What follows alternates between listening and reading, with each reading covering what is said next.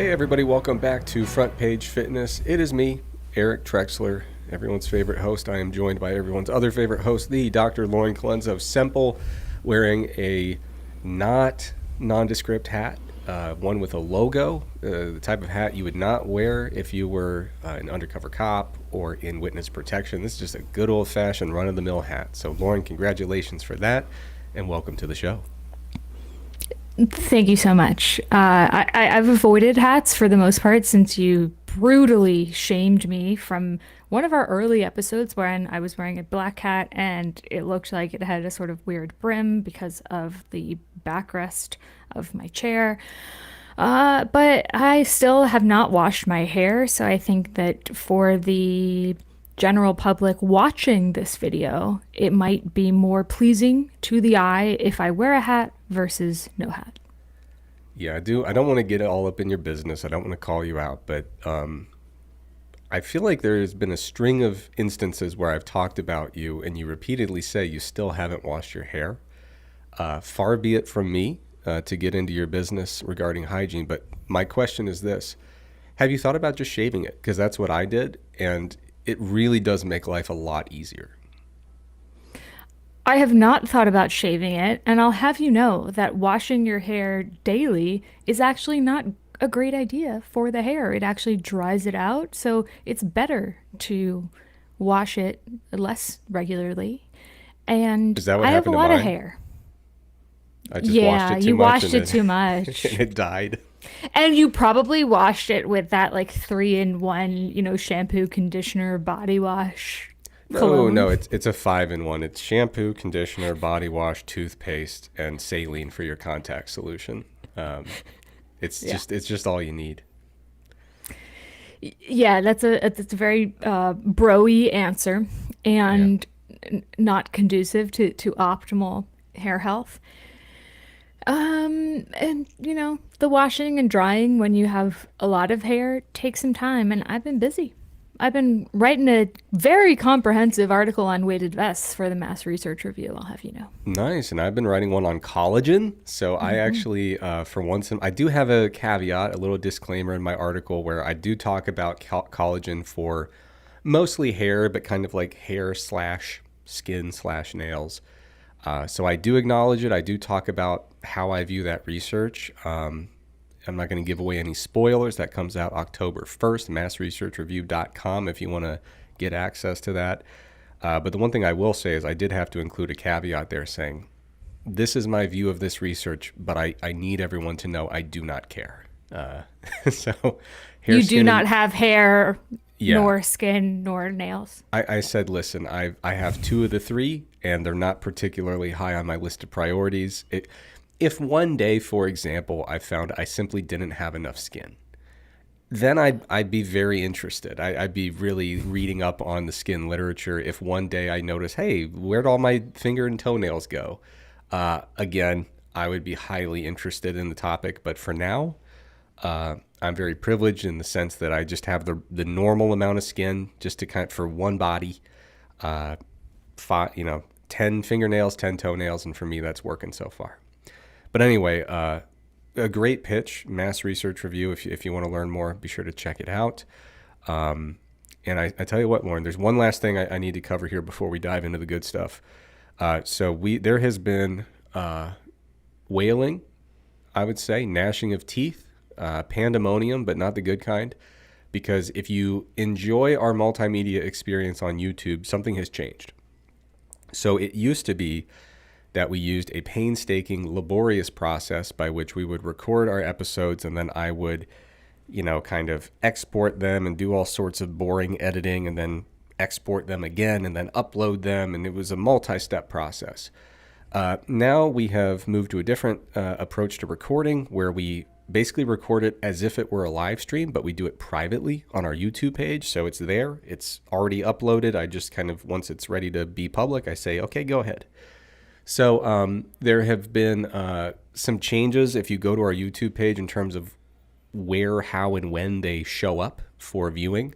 So what I would implore everyone to do if you go to our YouTube page, which is, I think, youtube.com/ slash at FPF podcast. Yes, that is the one. What I've tried to do is make life easy. And what I mean by that is if you go, instead of clicking on the videos tab, which apparently many do, if you go to playlists, our show will be there as a nice continuous playlist with numbered episodes, and you can jump in right where you left off. Sound good, Lauren? And this is episode 23. This is episode 23, indeed. And you might be wondering, folks, is Eric doing this purely out of laziness to make post-production easier for the show?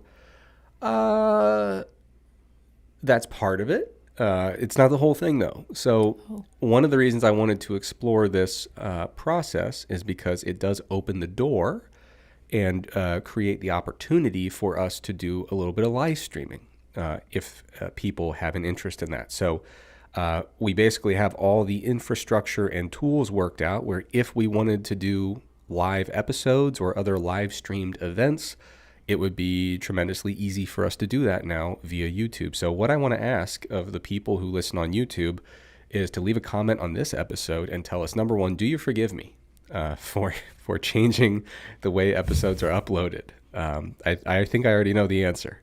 But the second question, the more important one is there an appetite for this? Would you like us to consider doing some live streaming?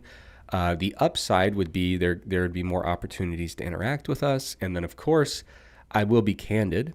If we adopt a model where we're doing, live streaming, it also makes it a little bit more feasible for us to do, this is not a commitment, but multiple episodes per week where we can hop on, do a live production, and ultimately not need to do a whole bunch of post-processing and things like that. Because believe it or not, Lauren, I think a lot of listeners are going to be shocked to know this. The Front Page Fitness Enterprise, the company, the corporation, first of all, it doesn't exist. It is not incorporated in any way, shape, or form. And second of all, is literally you and me. So I know that you listen to podcasts where there are 3 episodes a week and they all have wonderful audio and video elements and tremendous editing.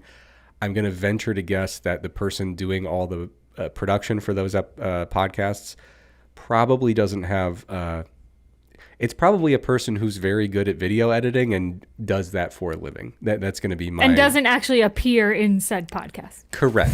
I believe that's pretty much how that works. So I am a humble university professor / stretched thin podcaster who's just trying to get by. So one day, here's the thing, Lauren, this is really on the listeners because we asked them to bring in 150,000 of their closest friends, and very few of them did. And once we get to that 7 or 8 million viewer point, then I would be happy to hire multiple people to do production, and we can get all the bells and whistles. So that is, it's not. Will you commit to quitting your job? If we get 7, 8 million, we'll talk.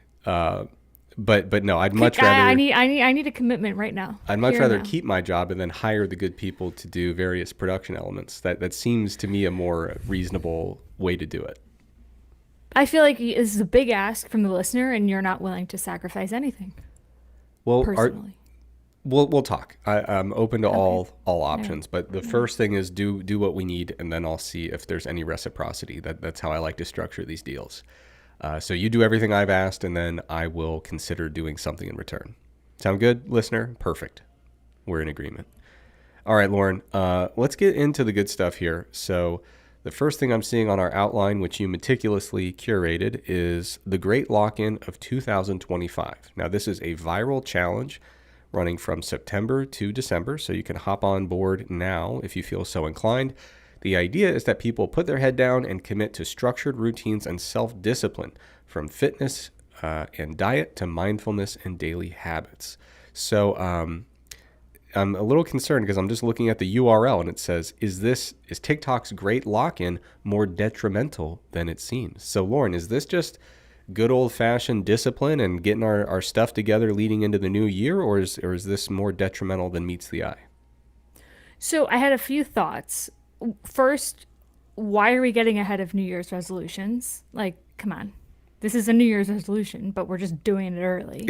Yeah, I would say it's easier for fitness companies if you could simply wait until our large promotional period. We have a system, folks. This is complete anarchy. There is no fitness push in September. But go on, Lauren. The second thing that came to mind is when I was in college as a cool kid, we had an annual, maybe biannual, at least annual event called Lock-In. It was not this. It involved teams color coded. So there's like the black team wearing black shirts, the red team wearing red shirts, etc. And then we had these really old rental houses that had multi levels. So, basement, first floor, second floor, third floor, etc. And this was a party, a very planned, very exciting party where each floor was a thing.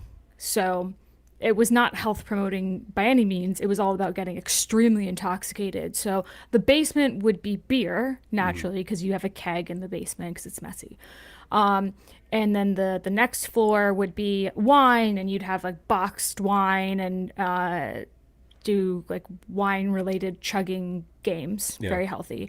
The next floor was vodka, and so you'd have like jello shots with vodka, gummy bears and stuff soaked in vodka, other vodka related cocktails. And then the last floor was marijuana, which is now legal in most places. It wasn't legal at the time in Buffalo, New York, but that's neither here nor there. Anyway, basically, each team started on a floor, and then you'd have a half hour on each floor, and then you would rotate.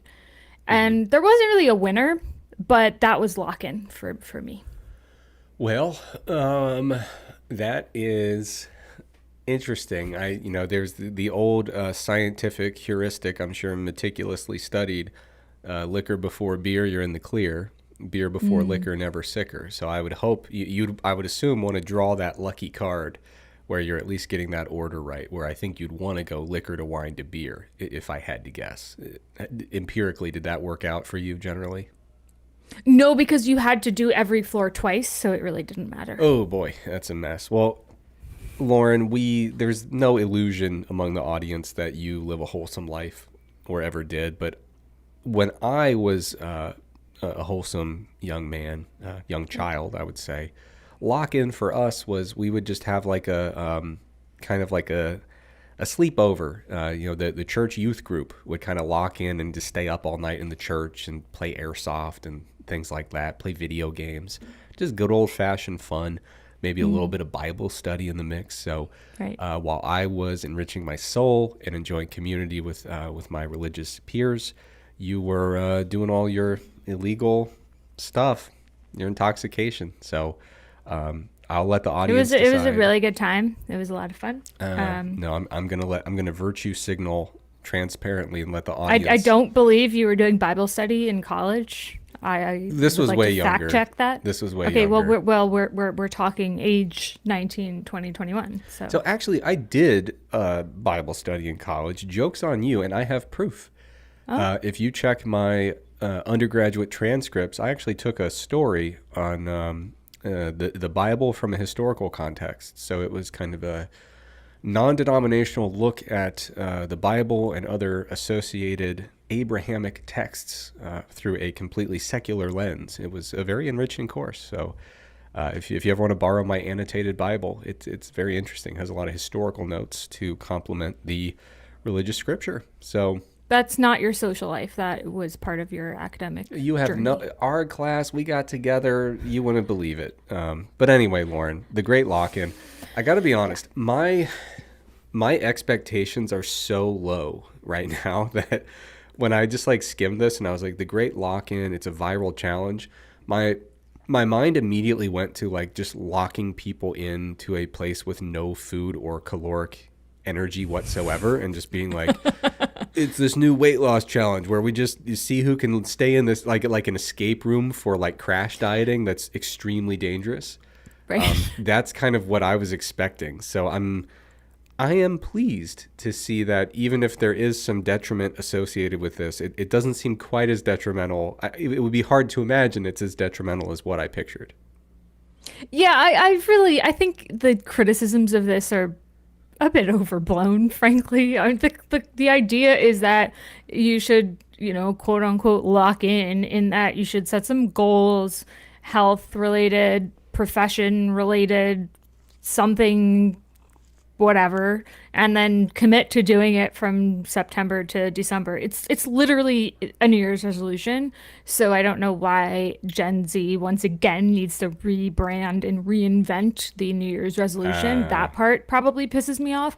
But I this see. bizarre article where they're like, this trend is terrible, like it pushes toxic individualism and working yourself to the bone, and it's the mentality that we want to get away from. Like, calm down, people. Yeah, it's Like, I let's will I relax. will be honest. I do think there's this push where it's very popular, and I'm not going to say it's totally wrong, but like if the goal is like, hey, you're just going to like totally lock in, like put social life on the back burner, just do what you got to do fitness wise, and just Sure. generally with goal setting, maybe it's also educational, professional, etc. Lock in, tune out the noise, and just get this stuff done for 3 months.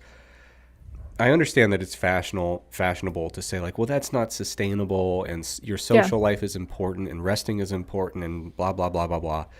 But I also think it's important to like have some balanced discussion about that in fitness, where like everyone, I remember everyone in fitness at a certain point was just preaching sustainability, and they're like, oh, you'll never reach your goals unless you do it sustainably with balance, and there's a whole bunch of other buzzwords thrown in the mix. But then if you sat down with that exact person who was saying that, and you said like, when did you achieve the most in your fitness career? It was always like, oh man, for 6 months I totally locked in, I ignored everything else, and I just went pedal to the metal.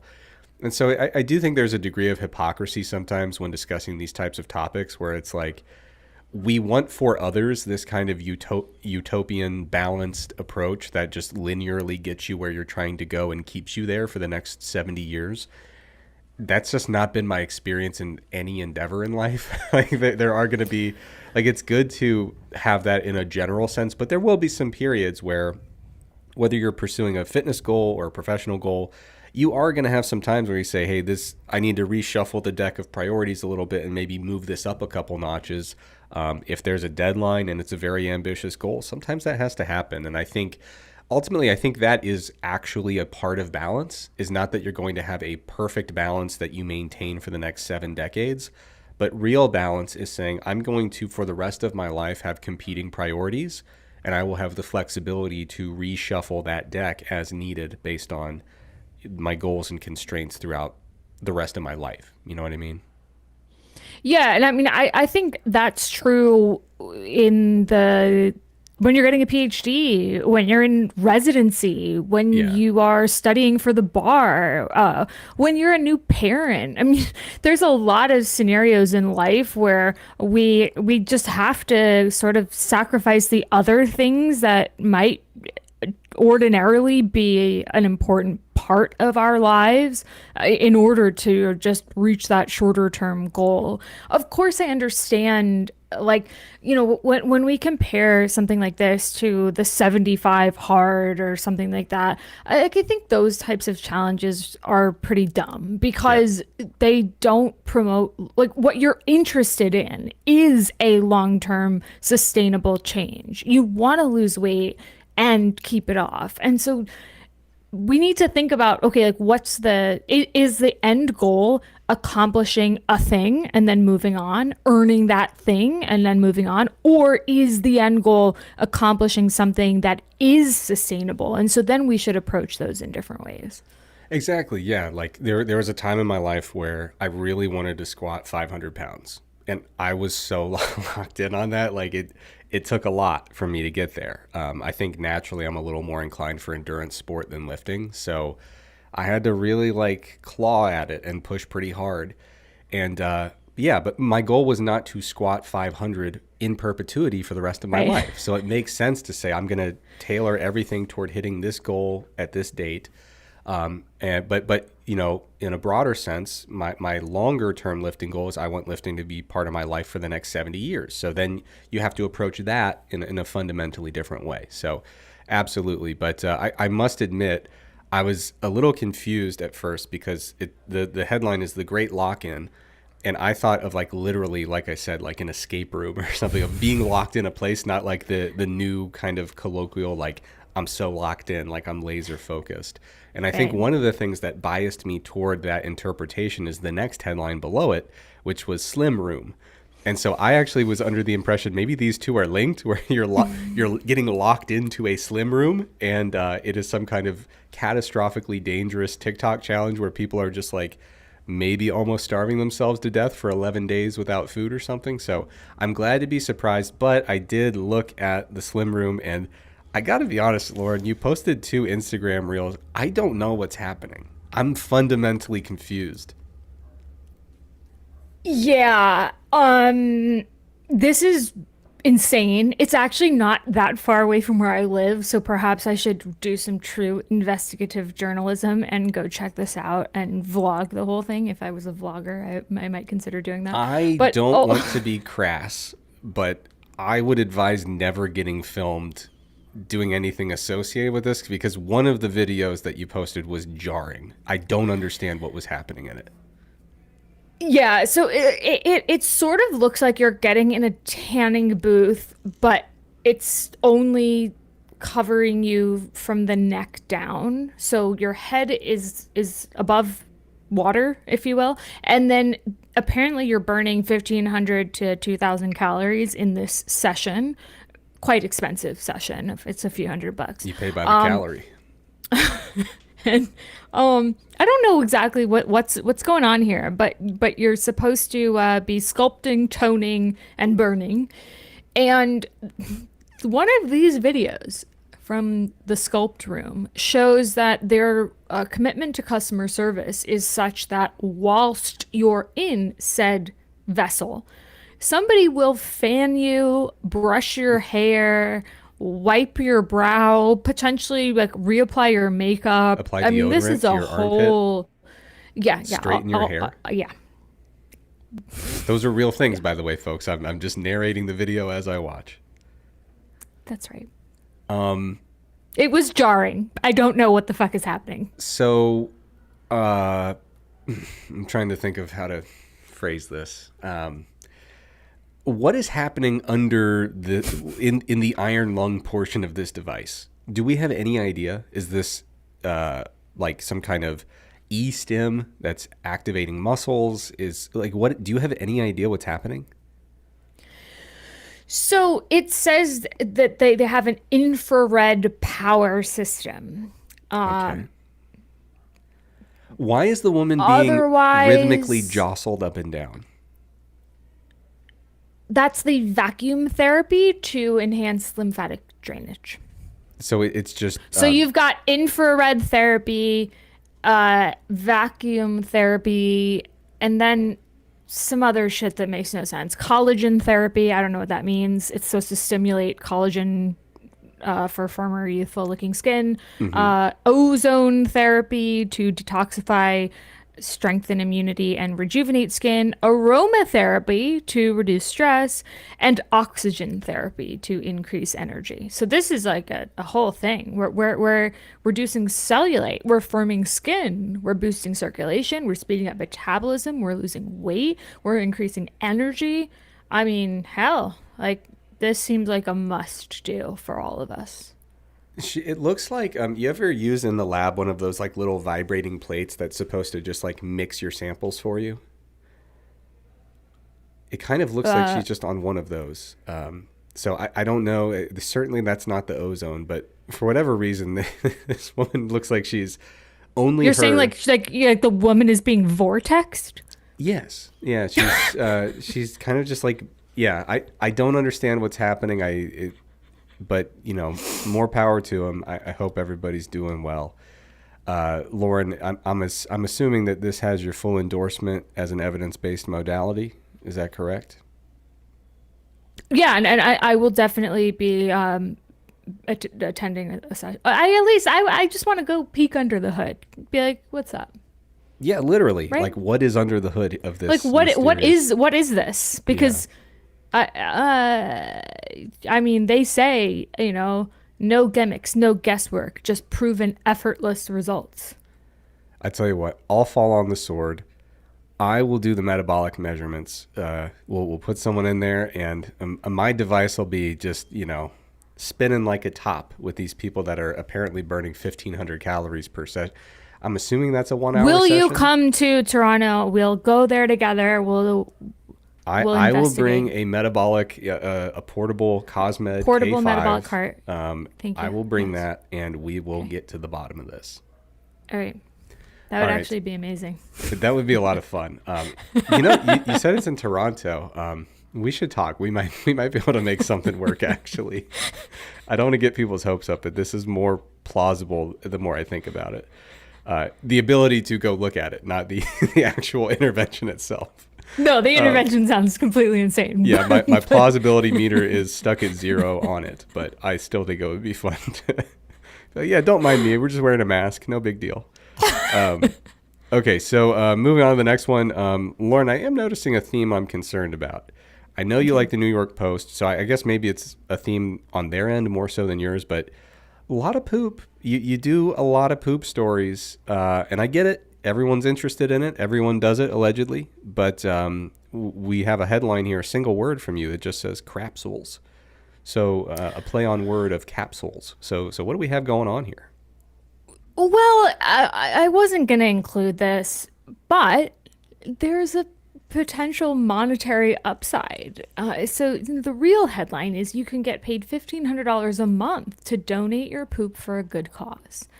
And long story short, there's a program where you, if you qualify, can poop on a regular basis if you live near one of these approved collection facilities.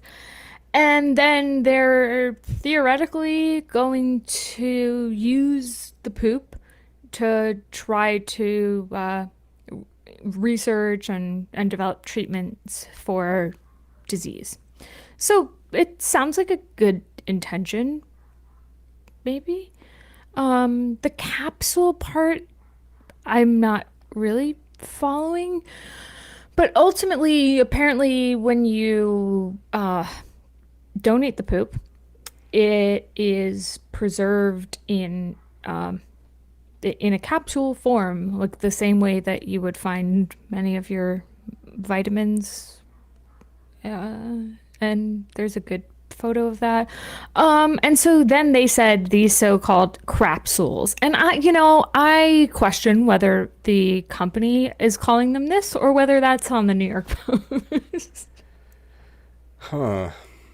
So I followed a link. It says the crapsules, which have none of the taste or smell, as the name suggests, may offer new hope for patients. And then it goes on from there. So yeah, it sounds like what they're getting at. And Lauren, I'm sure you remember there was a lot of promise, a lot of optimism several years ago about the concept of fecal transplants. We've discussed this on another episode. Yeah. And so it sounds like what they're getting at here is, aside from doing research on what makes good poop, it sounds like they're also kind of, talking about this idea of basically putting it in capsule form in a, Yep. dehydrated process that inactivates pathogens and so on. The idea being, well, clearly there's going to be a lot of, I would assume they're not trying to inactivate all bacteria. So I wonder how they manage to do that, because usually the bacteria is kind of the prized possession in terms of like the microbiome content. But it sounds like then they're making these capsules that are, in theory, going to be intended for oral consumption. The idea being that if we find these kind of model citizens who are, in theory, people who would have a health conducive gut microbiome, that you could then essentially repopulate your microbiome with some of their critters. Am I missing the mark here? I don't believe it says that it's solely for oral consumption. So you're thinking maybe this is a suppository capsule? It could be. Yeah, I mean, it very well could be. The only reason I don't know if these capsules that they're using are supposed to be the actual ones, but they look much like an oral capsule you might take. And They do. they also linked to that other article where they were talking about the taste in addition to the smell. So that's what made me think they're. But we're pretending that the New York Times is really digging into the Post. details. Sorry, New York Post. Post. You always It's the do this. same thing. It literally is. It's really not. Yeah. Very much not. They're sister publications. They probably share a absolutely building. not. They do not. Might share a suite. Honestly, their management. So the New York Post / New York Times doing another crack up job. But yeah, it's very possible that they did not look into it with a high level of detail. I know it's a ridiculous thing to say, but I have to acknowledge the possibility. So Lauren Crapsels, you in, you out? What's the deal? You going to donate? Do you qualify to donate? I didn't go as far as to look for those qualified donation centers and if I lived near one. Apparently, you do need to commit to donating for 6 months. But listen, I want to empower the listener to get their money where they can. And so if you feel like I have some good poop, I'm healthy. I'm between the ages of, I think it was like 18 and 49. 46. Um, Yes. 46. And, $1,500 a month. Yeah. So Not a terrible deal. Do you have to poop every day there? I don't know, but you need to be a non-smoker, healthy body weight, so probably BMI of 18.5 to 25, 18 to 46 years old, regular bowel movements, cannot be pregnant, cannot have diabetes, and cannot have a history of GI disease or substance abuse. So listen, folks, if you're looking for another $1,500 a month, that's not a small amount of cash. So It's not nothing. look into it. All right, Lauren. I want to see you get upset, so I think we should move on to more Gen Z slang from the good folks at the New York Post this time. It says protein maxing is vomitous. So, of course, we got to throw in maxing with 2 X's. I assume this just means high protein diets. But what is the nature of this article? Oh my God, I'm just seeing Gwyneth Paltrow's name in the URL. This can't be good. Let's see what we're in for. Tracy Anderson, who folks might have heard of, she's been around the fitness industry for quite a long time. Turns out Tracy Anderson is Gwyneth Paltrow's trainer. Not very surprising because both are full of misinformation. Anyway, this article looks at the quote unquote protein maxing trend, which is really getting sufficient protein. So they're talking about eating 100 grams of protein a day. So here's the quote from Anderson. Eating 100 grams of animal protein a day, it is vomitous to me. It's dirty and it's bad for the environment and it's harmful to the animal and the people. In my opinion, look terrible. Excessive protein intake can cause serious health problems over time. So, okay, hold on. She said it makes people look bad. Yeah, it's unclear to me if it makes people look bad, like from a physique standpoint, or like because they're bad members of society because of her comments about the environment and animal cruelty. I think But it's about their physique because the people, in my opinion, look terrible. Like right, it sounds different than saying that's a bad look. It's saying like you look terrible. it's So yeah, dirty. It's dirty.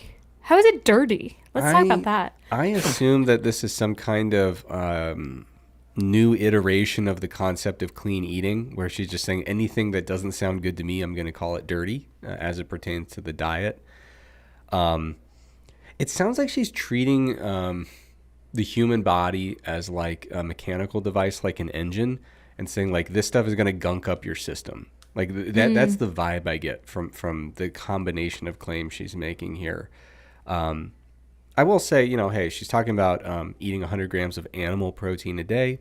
As a vegetarian, personally, I don't eat 100 grams of animal protein a day. But in terms of just the general, like, I don't try to force that on other people. And at the end of the day, I think that this probably is not really the messaging that needs to be going out. I mean, there's much to be said about protein targets and how to set them, why they would be set a certain way in certain contexts. And, there may be some people for whom you would look at their set of circumstances, characteristics, etc., and conclude maybe 100 grams of protein is high for you, especially if we're talking about purely animal sources and we're not even counting the other protein that's coming in from non-animal sources, which is usually more than people think, even in an American diet, which does tend to be pretty animal heavy relative to the rest of the world. But these kind of articles, I think, all due respect to the New York Post and the New York Times, I just don't The New understand York why Times is not relevant in this Okay, fair or enough. in anything we've discussed thus far. Okay. Justice for the New York Times. Some say that, and others say what I say. So we'll see. Right. But anyway, I just don't understand why we keep doing this. What is the purpose here? Also, 100 grams of protein, I'm not sure I would call that protein maxing, right? Right. Yeah, I also need to point out that this article referenced an interview she did for The Cut, which is The Cut Wall Street Journal or New York Times? I Oh don't my recall. God, I hope it's New York Times. Please be New Uh, York Times. The Cut? I've never Anywho, heard of this in my I life. will I'll go on. So ultimately, this article is the beauty products Tracy Anderson uses to the last drop, and so it goes through her very comprehensive daily routine and has links to at least 16 products that are also probably bad for the environment because of all of the packaging that they use. So what gives, dude? Like, you're saying, okay, well, I need to use this body wash, amino acid shampoo and conditioner, volumizing shampoo and conditioner, two different face washes, some moon scrub, some body gel, some body lotion, some gut physical balm. What the fuck is that? I'm sorry. This is Tracy Anderson's product. Look at that. A Huh. gut physical balm. Doesn't sound healthy to me. Oh, sorry, got physical body balm. Yeah, I Uh, don't want a body bomb. I don't know what that is. It doesn't sound good to me. the primary ingredient is olive oil, followed by coconut oil, followed by beeswax, and apparently it is supposed to reduce joint pain, soreness, improve skin quality, and heal wounds. Can I just throw a quote at you from this article? Um, I love this quote by Tracy Anderson. This is just such a great example, like such a snapshot. It says, I've been vegan a couple different times in my life, and I will never eat a four-legged animal again. So, what Like a happens? whole one? Well, no. What happens when you go from four-legged to two-legged or non-legged, where you're like, okay, this makes sense. Like, I don't understand where the four-legged criterion comes into the picture. It seems like a tremendously arbitrary thing where someone's like, I tried being vegan, I didn't like it. What's the number of legs of all the things I do like eating? How am I going to turn this into some kind of cohesive heuristic? So that's the first quote. I will never eat a four-legged animal again. And along with your thinking, Lauren, I think she means I will never eat a four-legged animal whole again. I will never devour a four-legged animal in one sitting, So seafood is nose to tail. great, right? Oh, you've got six-legged stuff, Fish, zero-legged octopus, stuff. Yeah. There's a lot and going everything in on. between. Yeah. Crab. Yeah, there's a lot on the menu there. I suppose birds work because they have two legs. Um, Yeah, you can easily get 100 grams of protein from non four-legged animal sources, just to be clear, yeah, it's weird to be like including plant sources. it's weird to act like vegan and I don't eat four-legged animals is like in the same neighborhood because you basically Well, it sounds like that's her definition of vegan. well, it's like basically like so I woke up and I had some Greek yogurt and eggs For lunch, I had a whole rotisserie chicken, and then for dinner, I had 4 salmon. And it's like, but I'm mostly vegan, you know, like. So anyway, that's a great one. The quote right below it just kind of came out of nowhere. So and these are I want to really reiterate that these are consecutive sentences in the article. So the quote I just said, and then she goes straight from "I will never eat a 4-legged animal again" to "When I was on world tours with Madonna, I had young Thai coconuts shipped to me wherever I was, and I was hacking them off with a machete and drinking them." I don't understand how sentence A leads into sentence B, and sentence B definitely gives me vibes of the main theme of our podcast, Lauren, which is that if you are not at a level of wealth where you are touring the world with Madonna and having them ship not just Thai coconuts, but young Thai coconuts. They have to be young. And you have the type of security clearances where your machete is given the green light as you travel throughout the world. If you don't have that level of access and wealth, you have no shot. You may not be healthy. This is essentially the bare minimum that it requires that's required for wellness, in addition to the like 16 daily cosmetic products that you were mentioning previously. And P.S. coconut is not a protein source, so I don't understand why that's relevant. In yeah, this conversation. I But that's neither genuinely. here nor there. Some of these articles, we've gotten to a place where some of these articles these days, back in the day, Lauren, not to give a history lesson, but in 2007, 2008, I could read a fitness article and say, "Oh, I see what they're getting at. I think they missed the mark, and here's why." We're getting to the point with some of these articles, I don't even know what's happening. I'm totally disoriented. We're talking. It says if you don't have access to Thai coconuts, you can try other stuff such as beans, lentils, chickpeas, tofu, tempeh, edamame, nuts, seeds, quinoa, oats, nutritional yeast, seitan, and spirulina.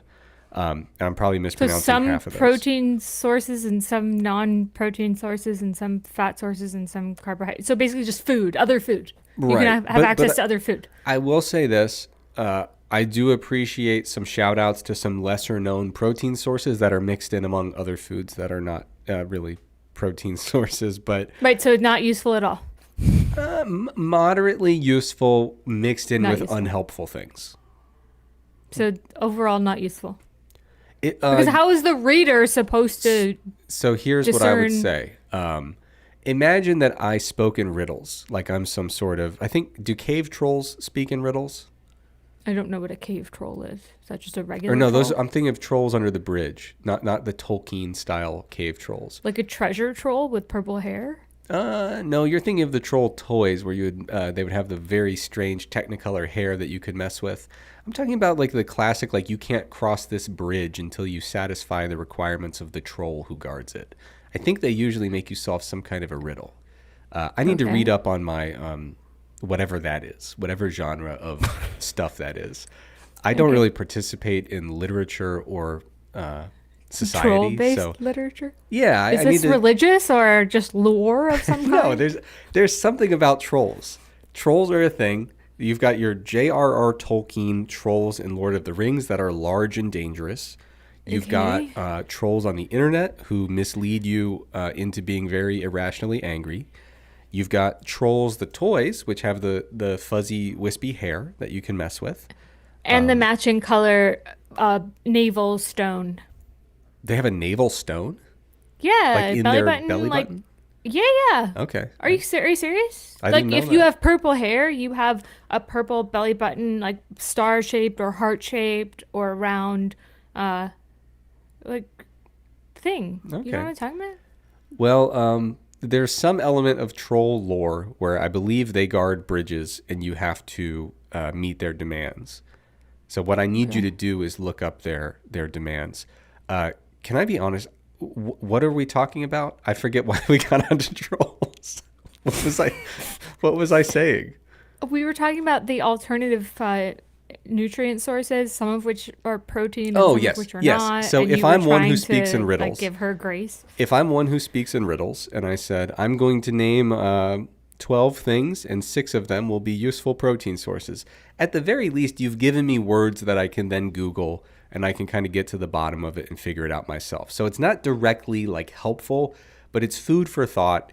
Half of it will be useful. The other half will essentially be red herrings.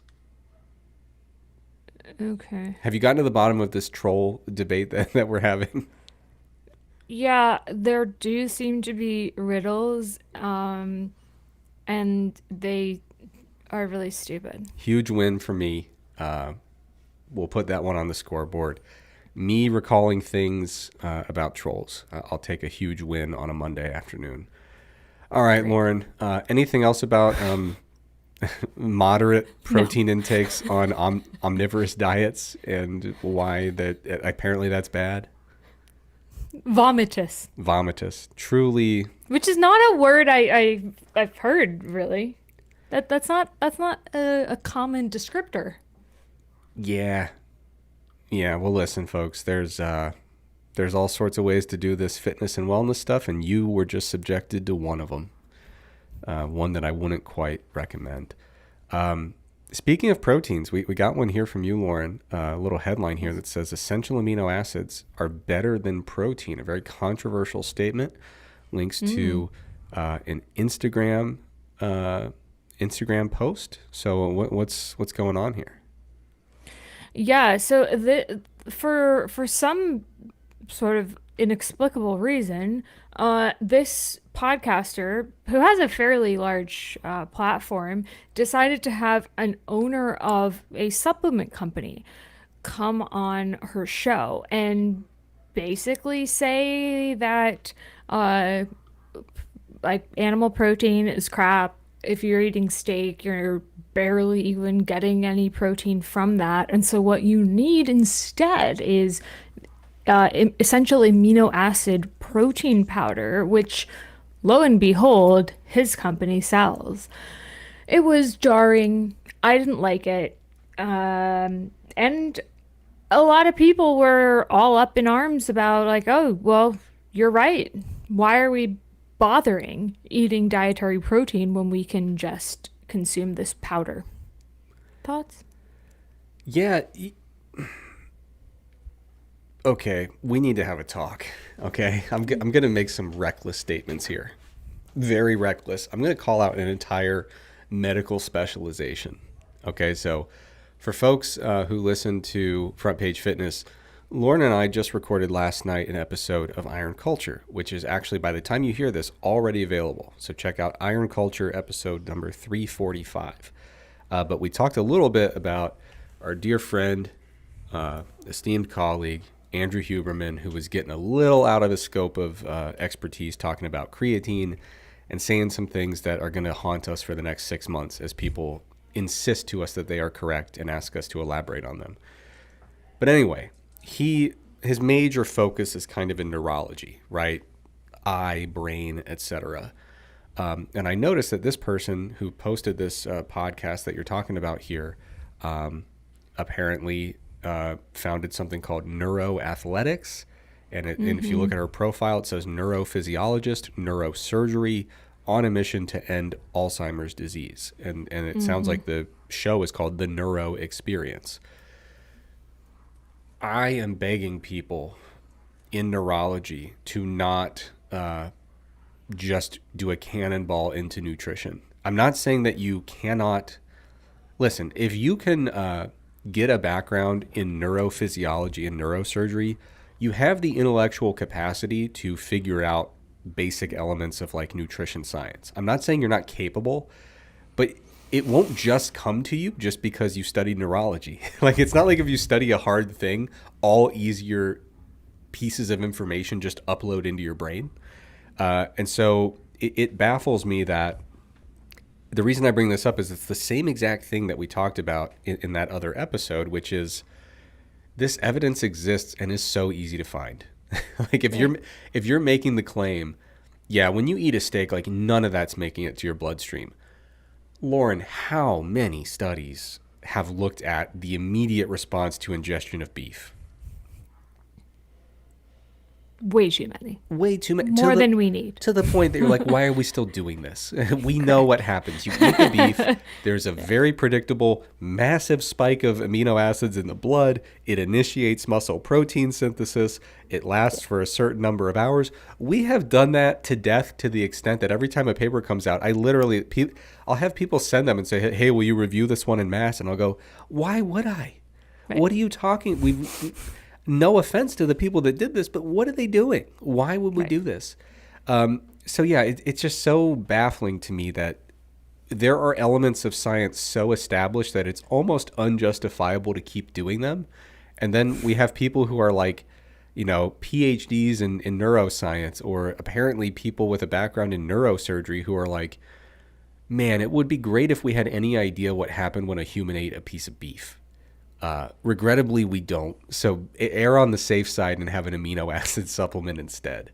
I just, it baffles me And that, instead of having a scientist, have an owner of a supplement company who has zero scientific background. right. But I am very baffled by the idea that there are people who make podcasts and say, like, my brand for this podcast is science. This is all Right. about my credentials, my science, etc. And then when you start to look at the way that they ingest or think about information, it's as if they have not just a lack of appreciation, but actual contempt for scientific thinking. You know what I Yeah. mean? Like, anyone who thinks in a scientific manner would say, I think I want to look into that. There's no way that no one has studied blood amino acid responses to the ingestion of a piece of meat. I can send you studies on beef, pork, chicken, uh, A tofu, million varieties of milk protein. egg, yeah, you name it. Hydrolyzed versus non-hydrolyzed whey. Soy, Soy, of course, plenty of soy. Even like even pea at this point. We got some good vegan protein pea work proteins. under the belt. What's the fungal protein that they pretend is made out of mushrooms, but mycoprotein? Right, right, Yeah, right. there was lawsuits where they're like, yeah, this is mushroom protein, and people are like, that's not a mushroom, and it's just fungus, and they're like, yeah, but nobody wants to eat fungus, so we're gonna call it a mushroom. But anyway, yeah, I don't know. That's all I have to say about it is, I'm conflicted because on one hand, I think probably the silliest thing I've ever heard was like a year or two ago where people were like, you know, there's so much sharing of information and so much information accessible that expertise is going to be rapidly devalued. And it's like we're getting so further from from accuracy the more that we share information. Yeah. But yeah, so on one hand, this is awful. On the other hand, I guess we're going to be busy forever, Lauren, of people just asking us what happened here and why are they saying this.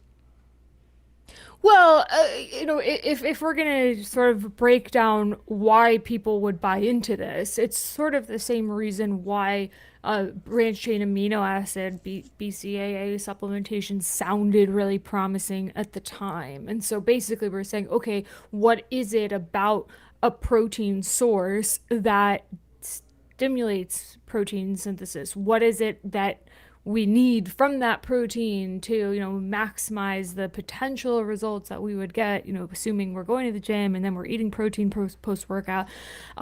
So I understand why the pitch is compelling, but we need to then think about the fact that ultimately over time, I mean, especially with branched chain amino acids, we see study up like there's 2 decades of studies being like this is crap, just eat protein.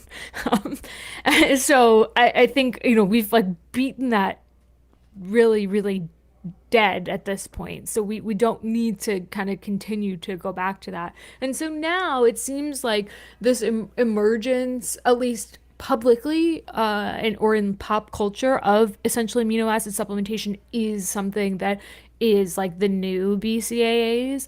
But in reality, it's not like you have to eat this 40-ounce porterhouse or you're screwed. Like, if you want to consume sufficient protein throughout the day, you have many other options. And that doesn't have to include eating a huge hunk of meat. I very rarely do that.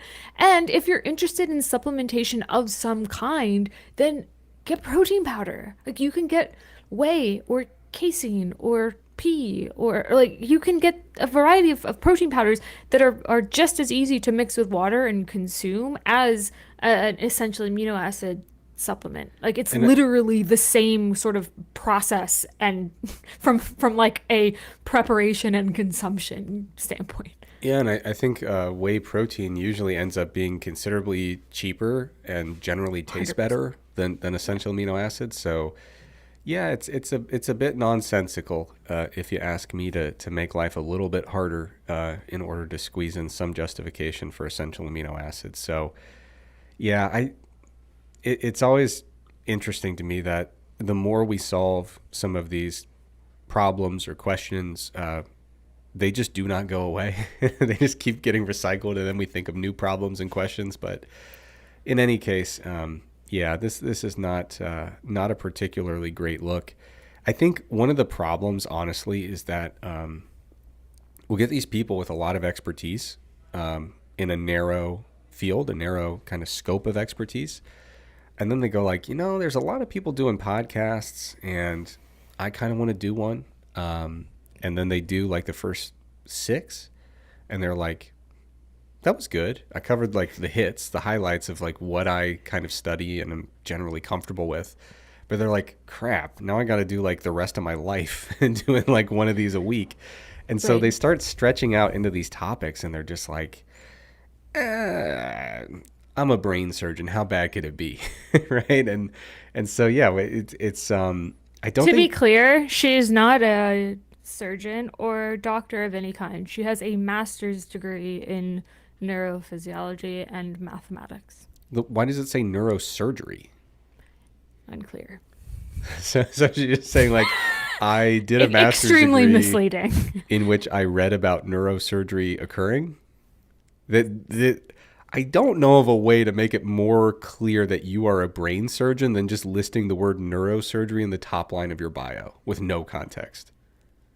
Right. It would be like me saying like obstetrics, but I'm not an OB. Well, that is an interesting thing to do. I'm just gonna leave it at that. But in any case, yeah, I think the people that do these.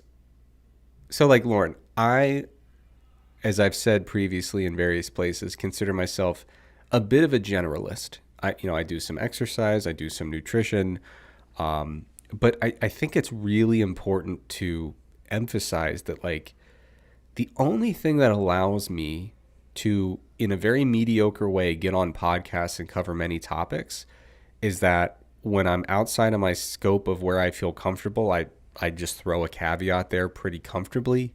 Yeah. But also, I've been writing like three extremely in-depth evidence-based articles about these topics every month for the last several years. So it's like when you're writing like 36 evidence-based, deeply researched articles per year, and you do that for like 5 years straight, you can expand your scope of expertise that way by doing the actual work of saying, I'm going to write a well-referenced, heavily researched article on this.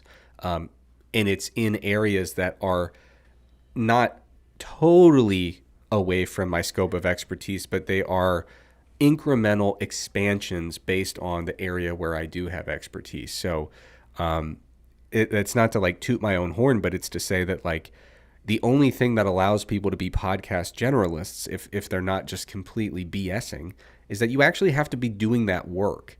And what I tend to find is people that are like, I'm going to do more work building the podcast, and that's why they have bigger followings. But you start getting into like episode 7 and beyond, and you're like, good on you for building it, but like a third of this is just wrong. So what am I supposed to do with it? Right. And you're not fact checking. Well, first of all, you're not vetting the guests you're having on. And Yeah. then, even worse, you're not fact checking it post. episode, which is really important for the listener if you actually care about the decisions they're making about their health and fitness. I whenever I write or speak about something that is an arm's length from my core area of expertise, if I have a question, I never hesitate to reach out to somebody who might know more than I do. And I'll say, hey, what do you think about? So I have a great example of this because I just finished writing about this weighted vest stuff. And so literally going through study by study by study. And there's several papers where they measured these different markers of bone turnover in these short amounts of time. So it's like a 6 week study, a 12-week study, obviously too short to actually measure changes in bone mineral density. But so anyway, I reached out to a couple people I know who actually study exercise and bone. And I said, what do you think about using this as a predictor for long term changes? Because what I'm seeing is those could be useful for, like, are we going in the right direction if we're using osteoporosis therapies, like medication that is hopefully building back bone. So taking bloods and looking at those markers might be like, oh yeah, like this dose is probably heading us in the right direction. So that's what I'm seeing in the literature. What do you think about these short-term exercise studies that are measuring this and then saying, okay, if you continue doing this for months and months and months, we will predictably see favorable changes. And that's the kind of nuance that you can get really great insight just in like chatting for 5 minutes with an expert. And so I wish that as a I mean, broader community of science communicators, podcasters, etc., you just take 5 minutes to like, reach out to someone who knows what they're talking about and be like, am I on the right track here? Like it can Yeah, be incredibly valuable. And the only especially person that benefits is the end user, like the audience. yeah, and especially like a lot of researchers that you might reach out to, like when people reach out to a researcher about an area where they have expertise, they're usually like thrilled. They're like, "Oh, this is great. 100%. I'd be happy to set aside time to have a call with you." And yeah, it's Or generally just like a couple DMs back and forth, like, what do you think about this? And this will be like, well, have you this and this and that? And then, like, that's the end of like, it takes such little effort. All it does is to acknowledge, like, hey, my ego is in check to the point that I'm totally fine with saying, hey, what does a true expert in this area think? Let me incorporate that into my overall analysis, interpretation, and science communication. can I say something uncharitable? I want to be clear. Sure. I'm not saying this about any creator in general.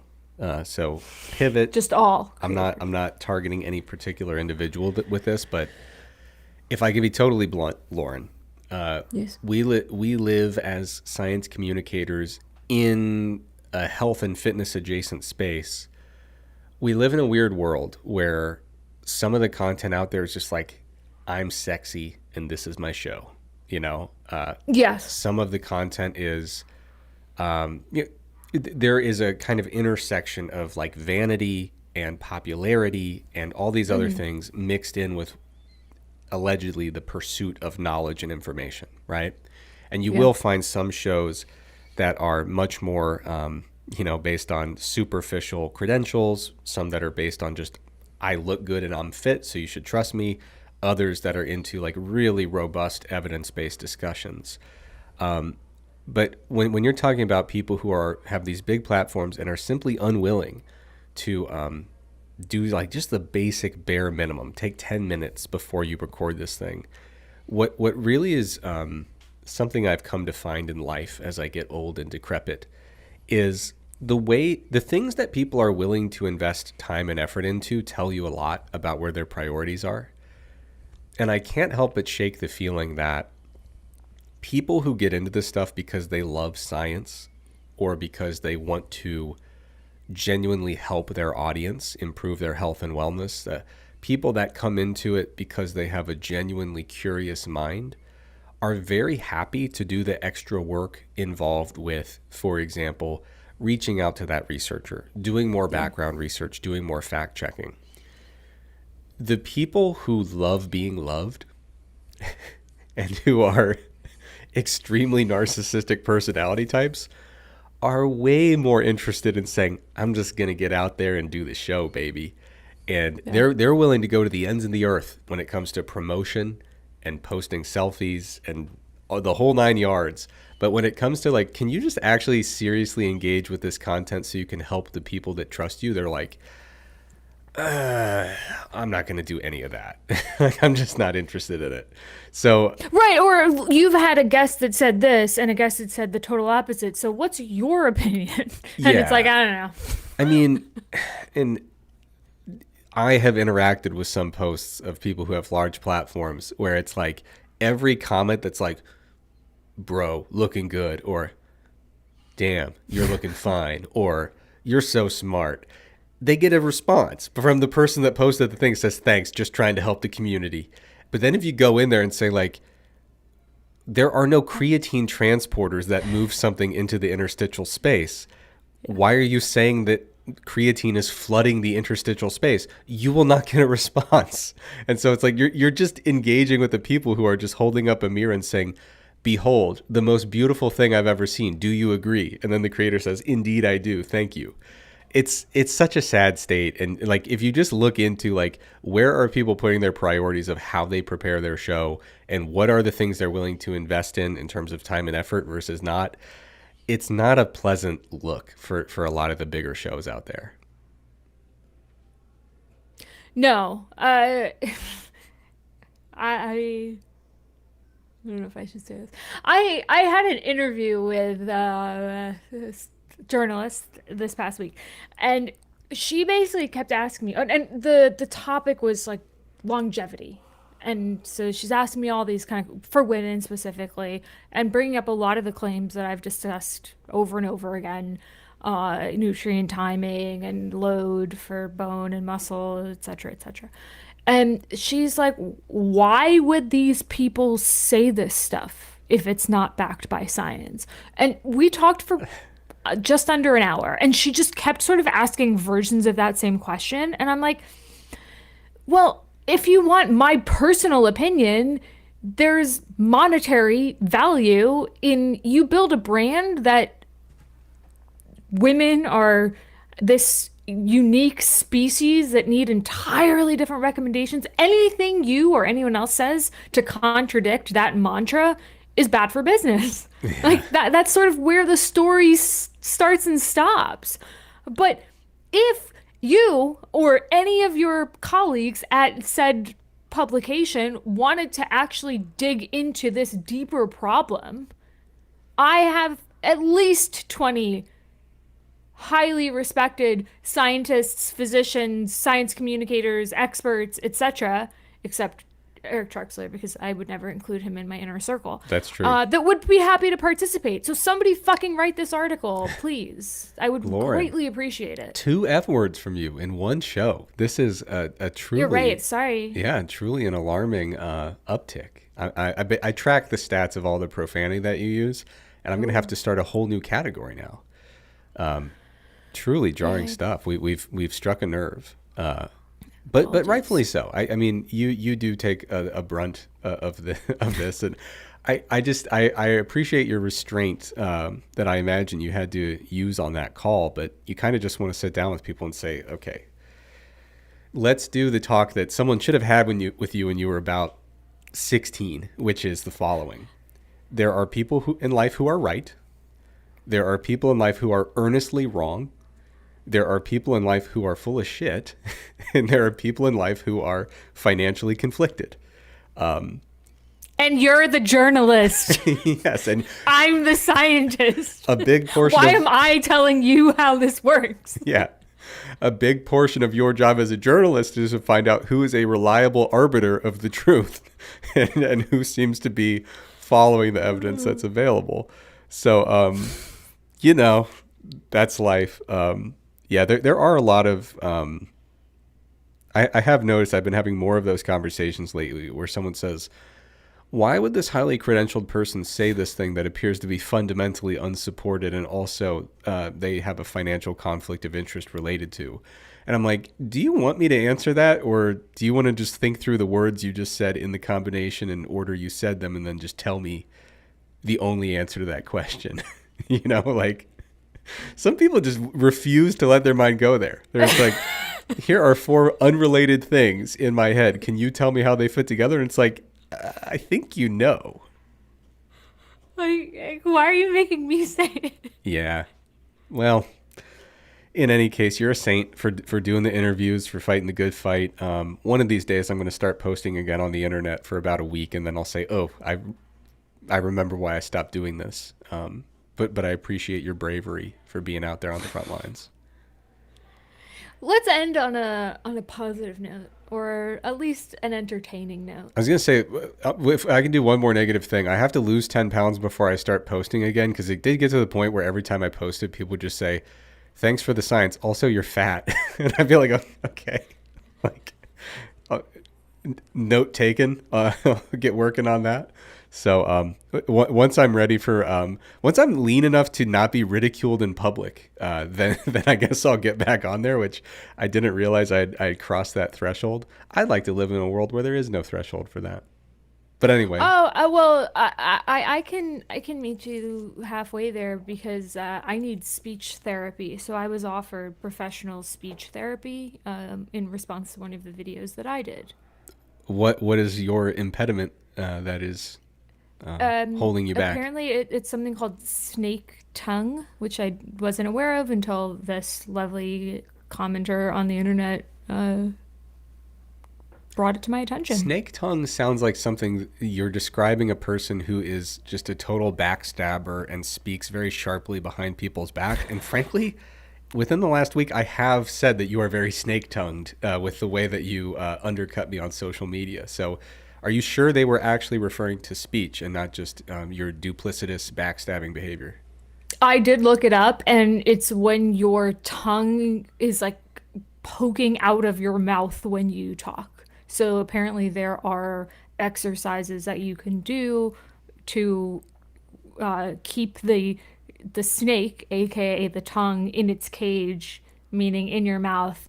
This is information that I really didn't care to learn about, but now I've learned about it because, why not take your time to make me feel bad about myself, internet? Thank you very Does much. this impact the audible experience in any way, or is this just the aesthetic of like, I'm going to micromanage your tongue movement in a way that doesn't actually impact the sounds coming out of your mouth?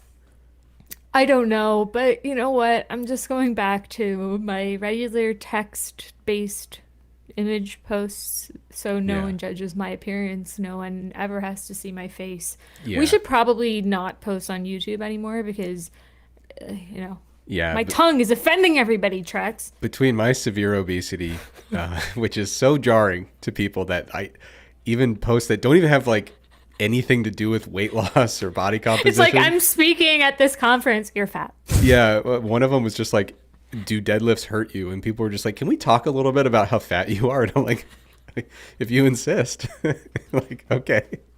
But yes, I think between me putting people through that and you putting people through the, I would say, vomitous experience of seeing your snake tongue flickering about, it's probably time. We just talked about changing the YouTube experience. I think now you're just going to look at our logo for about 60 minutes straight and just get audio. But hey, yeah, we're out here doing our best. We're fighting the good fight. Did you have something positive to end on, or is this us wrapping up? Yeah. Thanks for listening, everybody. You teased as if Come you had again. something very uplifting that was gonna close out the show. Oh, I had a business idea actually. Okay. I was thinking last night, because we were discussing when we recorded Iron Culture about creatine for women and how it's a fundamentally different product because it's pink. So I was thinking about a new beer, and it could be a regular beer, but wrapped in like pink hot pink cellophane, and it would be Dr. Lauren's female ale, and it'll have magnesium in it and collagen in it, and it'll be like the feminizing light ale only for women. Yeah. Thoughts? And you could really, if you wanted to, you could play up. You ever hear all the scaremongering for men that like drinking alcohol will like plummet your testosterone and crank up your estrogen and things like that? So you could be Yeah. like, this is like a shot of endocrine femininity straight to your It's body. hormone balancing ale. Yeah, hormone Yes, yes, balancing. yes, That is the correct buzzword. But yeah, I think that would go well. And yeah, you would need to physically make the cans tall and slender, right? Everybody knows that absolutely. it cannot be your Yes. standard kind of shorter, wider 12-ounce can. No one wants a stout can. You make it a little extra bubbly, so it's like the champagne of beers, although that tagline is already taken. I think that's the Miller High Life. Is that right? Or the Coors I Banquet? thought it was Budweiser, We need to fact check that immediately. What but all is are the gross, so champagne of to beers? pass. Yeah, Miller High Life. Miller High Life. Oh, okay. Sorry. Yeah. Yeah. So, anyway, there's a lot of meat on the bone there, metaphorically, and I think we can work with that. And for all future business ideas, if you don't mind, Lauren, if you could share those off air, that way we Oh, can shit. commercialize, monetize, and then reinvest in the show for the good people. Speaking of the show for the good people, we do this weekly. We will be back in a week with another episode. But until then, if you have anything you want to tell us, please do let us know on wherever you contact us if you'd be interested in any kind of live streaming element to the show. And if you have anything you want to subject Lauren to in terms of terrible articles, dumb videos, negative feedback, etc., if you want to give her maybe some recommendations for dealing with that snake tongue that we've all been thinking about, no one wants to say it, those all go to frontpagefitnesspodcast@gmail.com. So thanks so much, everybody. Take care, and we will see you next time.